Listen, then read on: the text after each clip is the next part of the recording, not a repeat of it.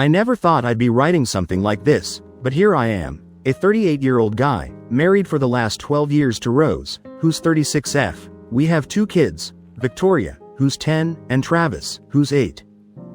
Up until a few weeks ago, I thought we had a pretty good life. Sure, we had our ups and downs like any couple, but I never imagined I'd be in this situation. I work as an IT guy for a tech company, and Rose works in marketing. We met in college, dated for a couple of years, and got married right after graduation. Things were great in the beginning. We were young, in love, and ready to take on the world together. We bought our first house, had our kids, and settled into what I thought was a happy life. The first signs of trouble started about a year ago. Rose seemed distant, always on her phone, and working late more often than usual. I chalked it up to stress from her job. She'd recently gotten a promotion, and was putting in extra hours to prove herself. I tried to be supportive, picking up more slack with the kids and household chores. I figured it was just a phase, and things would go back to normal once she settled into her new role, but they didn't. If anything, the distance between us grew. Our conversations became superficial, mostly about the kids or household. Intimacy became rare, and when it did happen, it felt mechanical, like she was just going through the motions. I tried talking to her about it a few times, but she always brushed it off, saying she was just tired or stressed from work. About a month ago, Rose told me she had to go on a 2-week business trip to Europe. She said it was a big opportunity. She'd be visiting several of their international offices, meeting with clients, and potentially setting up some major deals. I was skeptical at first. 2 weeks seemed like a long time, and she'd never been sent on such a long trip before, but she assured me it was important for her career, and I wanted to be supportive. The night before she left, I noticed she was packing some clothes that seemed a bit too fancy for business meetings, a couple of cocktail dresses, some lingerie I hadn't seen before. When I asked about it, she got defensive, saying she might have to attend some formal events, and wanted to be prepared. I let it go, not wanting to start an argument right before her trip. The first few days after she left were busy. Juggling work and taking care of the kids on my own was hard, but I managed. Rose would call every night to check in, but the conversations were brief. She always seemed to be in a rush, saying she had another meeting to get to, or was tired, and wanted to sleep. It was on the 4th night that my suspicions really kicked in. Rose called later than usual, and I could hear music and laughter in the background. When I asked about it, she quickly said she was at a work dinner and had stepped out to call me, but something in her voice sounded off, a bit slurred, like she'd been drinking. The call ended abruptly when she said she had to go. That night, I couldn't sleep. Something wasn't adding up. I knew I shouldn't, but I couldn't help myself. I logged into our shared cloud account to look at her recent photos. What I saw made my stomach drop. There were dozens of pictures, but they weren't of business meetings or office buildings. They were of Rose in those fancy dresses she'd packed at various tourist spots around Paris, and in many of them, she wasn't alone. There was a man with her, tall, good-looking, probably in his mid-40s. In some photos, they were posing together in front of landmarks. In others, they were at romantic restaurants, glasses of wine in hand, and then I saw it, a selfie of them kissing in front of the Eiffel Tower. My hands were shaking so bad, I could barely hold my phone. I spent the next hour going through every photo, every detail, hoping to find some explanation, but there was no denying it. My wife was on a romantic getaway with another man. I didn't confront her immediately. Part of me was in shock. Part of me wanted to gather more information. Over the next few days, I did some digging. I looked through our phone records, credit card statements, anything I could find. That's when I discovered the truth. This wasn't just a one-time thing. There were texts going back months, charges for fancy restaurants, and hotel rooms in our own city. This had been going on right under my nose. I finally figured out who the man was. Matthew, Rose's boss. He was a recent divorcee, known for being a bit of a playboy. I'd met him a few times at company events, and always felt uncomfortable around him. But I never imagined he'd be sleeping with my wife. After a week of this, I couldn't take it anymore. I sent Rose a text with one of the photos of her and Matthew, along with a simple message: "We need to talk now." Her response came quickly, a series of panicked texts, begging me not to do anything rash, saying she could explain everything. I didn't respond. Instead, I called her parents and told them everything. They were shocked, of course, but supportive.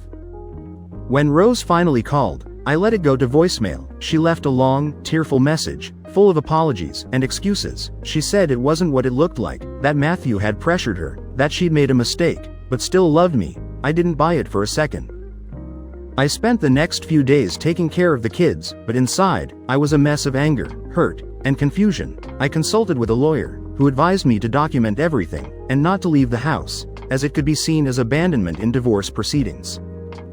Rose was due to return in a few days, and I knew I had to make a decision. Part of me wanted to just pack up, and leave, disappear before she got back, but I knew that wasn't fair to the kids, they deserved better than that. In the end, I decided to stay, and confront her. I arranged for the kids to stay with my parents for a few days. After she got back, I wanted to have this out without them around. The day Rose returned was surreal. She came through the door, looking tired, but trying to act normal. Like she'd just been on a regular business trip. The moment she saw my face, though, she knew the game was up. "How long?" I asked, my voice surprisingly calm. She broke down immediately, tears streaming down her face. Between sobs, she admitted it had been going on for about 6 months. She said it started innocently, late nights at the office, innocent flirtations. But then Matthew had kissed her at a company party, and things escalated from there. I listened silently, as she poured out the whole sordid story, how Matthew had pursued her relentlessly, showering her with attention and gifts, how she'd felt flattered, excited by the danger and passion of it all. How she'd convinced herself it was just a fling, that she could stop any time. "I never meant for it to go this far," she said, reaching for my hand. I pulled away. "I love you. I love our family. It was a mistake, a terrible mistake. Please, we can work this out." I looked at her, this woman I'd loved for so long, the mother of my children, and felt nothing, just a cold, empty space where my heart used to be. "I want a divorce," I said quietly. "No, please, you can't mean that. Think of the kids, think of everything we've built together. I'll do anything, please, just give me another chance." But my mind was made up. I'd spent the last week thinking of nothing else, and I knew I could never trust her again. The woman I loved, the life we built together, it was all a lie. "I'll be staying with my parents for a while," I told her. "I've already talked to a lawyer. We'll work out the details of the separation, and custody arrangements through them." She tried to argue, to plead, but I was done listening. I grabbed the bag I'd packed, and walked out the door, leaving her sobbing on the couch. The next few weeks, I stayed with my parents, trying to figure out how to rebuild my life. Telling the kids was the hardest part. We decided to do it together. We kept it simple, just saying that mommy and daddy weren't going to be living together anymore, but that we both still loved them very much. Victoria, being older, seemed to understand more. She asked if it was because mommy had a boyfriend, which shocked both of us. Apparently, she'd overheard some of our arguments. Travis just cried, and asked if it was his fault. It broke my heart to see them hurting like that. Work was another challenge. I had to take some time off to deal with everything. Rose moved out a month after I confronted her. She got an apartment nearby, so the kids could easily go between our places. We set up a temporary custody arrangement. The kids stayed with me during the week, and with her on weekends. It wasn't ideal, but it was the best we could do under the circumstances. As for Matthew, he faced his own consequences. Once the affair came to light, he was forced to resign from the company. Last I heard, he'd moved to another state to start over. Good riddance. Throughout all of this, I've been surprised by the support I've received. My family has been incredible, helping with the kids, and offering emotional support. My friends have stayed around me, making sure I'm not sitting at home alone brooding. Even Rose's family has been supportive of me, much to her dismay. They made it clear they didn't condone what she'd done. It's been 3 months now since that discovery. The divorce proceedings are underway, and we're working out the details of custody and asset division. It's not easy, but I'm taking it one day at a time. The kids are trying to process all the changes in their lives, so that's where I am now, single dad, soon to be divorcee. It's not where I thought I'd be at 38, but I'm hopeful for the future. If nothing else, this experience has shown me how strong I can be, and I'm determined to come out of this better and stronger. I'll update if anything significant changes. Thanks for listening to my story. Update 1. It's been about 3 months since my last post, and a lot has happened. I thought I'd give you all an update on how things are going. Rose initially tried to contest the divorce, claiming she'd made a mistake and wanted to work things out. But when she realized I wasn't budging, she changed tactics. Now she's fighting for a larger share of our assets, and more custody of the kids. Her main argument is that her affair was a momentary lapse in judgment, and shouldn't negate all the years she spent as a devoted wife and mother. She's even tried to paint me as controlling, saying I drove her to the affair by being emotionally distant. It's all nonsense, of course, but it's still frustrating to deal with. The most contentious issue has been the house. We bought it together early in our marriage, and we both want to keep it. I argued that since I'm the primary caregiver for the kids, they're with me during the school week. It would be less disruptive for them if I kept the house. Rose countered that she needs the space for when the kids are with her. We're still battling that out. As for custody, we're currently sticking with the temporary arrangement we set up. Kids with me during the week, with Rose on weekends, but Rose is pushing for 50-50 custody. Her lawyer argues that her work schedule has become more flexible, convenient timing, right? So, she can be more present for the kids. Speaking of work, there's been some drama there too. Remember Matthew, Rose's boss she had the affair with? Well, turns out he didn't just quietly resign and move away like I thought. He's been causing problems. About a month ago, I got a call from Rose, hysterical. Apparently, Matthew had shown up at her new apartment, drunk, and making a scene. He was yelling about how she'd ruined his life, how she'd promised to leave me for him. Rose called the cops, and Matthew was arrested for disorderly conduct. The whole incident shook Rose up pretty badly. She called me the next day, apologizing again for everything, and admitting that the affair had been a huge mistake. She said Matthew had been pressuring her to leave me for months, and she'd been too weak to stand up to him. Part of me felt a twinge of sympathy for her, but mostly, I just felt relieved that I was out of that whole mess. The incident with Matthew did have one positive outcome. Rose finally agreed to a restraining order against him. She'd been reluctant before, not wanting to make waves at work, even though they no longer work together, but now she realized how unstable he could be. As for the kids, they're doing okay. Not great, but okay. Victoria, our 10-year-old, has been acting out at school. Her grades have slipped, and she got into a fight with another kid, who made a comment about her mom's boyfriend. Travis, at 8, is still struggling to understand what's happening. He's become very clingy, especially with me. One particularly tough moment came when Travis asked me if mommy didn't love us anymore, since she chose to be with that other man instead of us. It broke my heart to hear him say that. I did my best to explain that mommy still loved him very much, that adult relationships are complicated, and that none of this was his fault. I'm not sure how much of it he understood, but I hope it helped a little.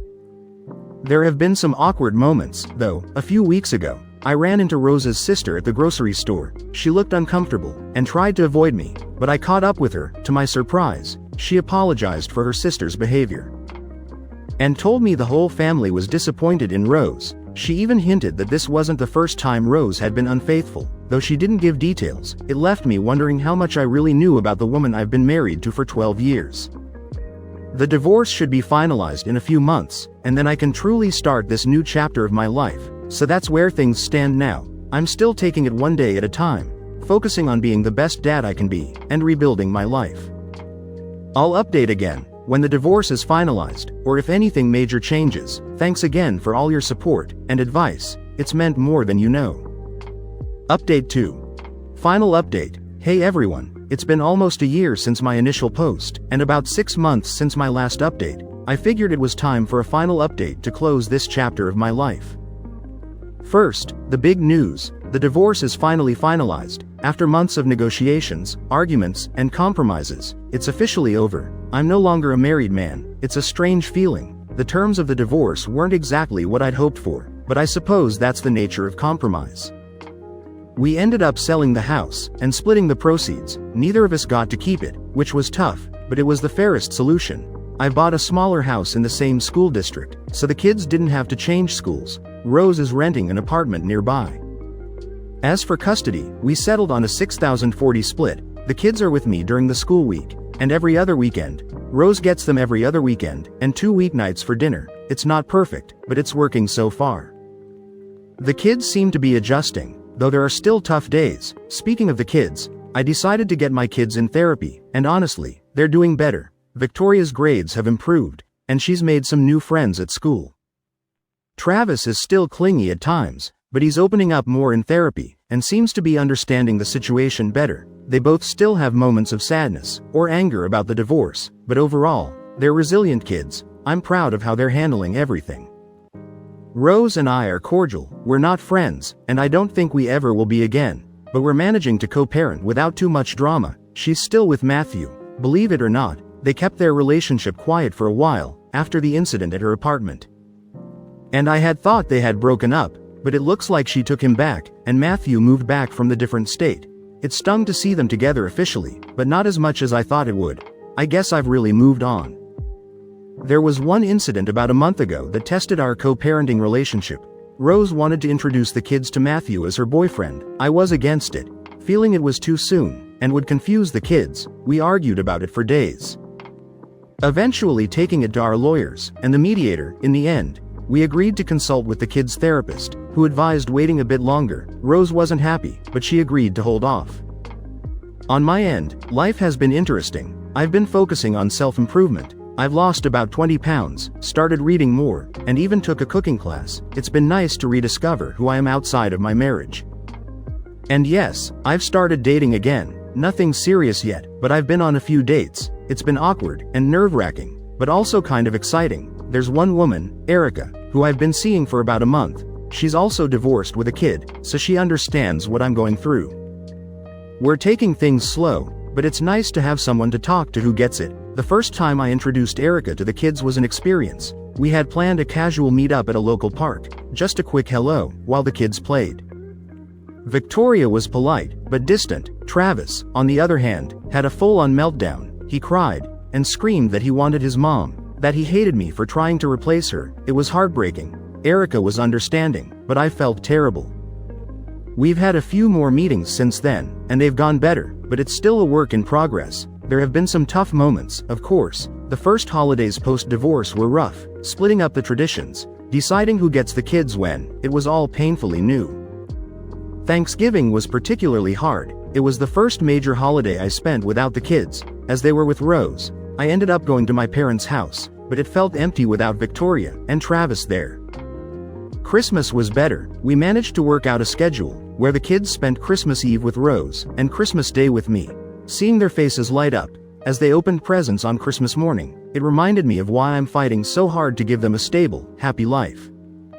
Even if it looks different than what we had before, looking back on this whole experience, I can see how much I've grown. A year ago, I was a broken man, betrayed, and lost. Now I feel stronger, more confident. Don't get me wrong, I still have moments of doubt, but they're less frequent, and less intense. So I guess this is where my story ends, or rather, where a new chapter begins. Thank you all for your support, your advice, and your kind words throughout this journey. It's meant more than you could know. Here's to new beginnings and second chances. Wish me luck.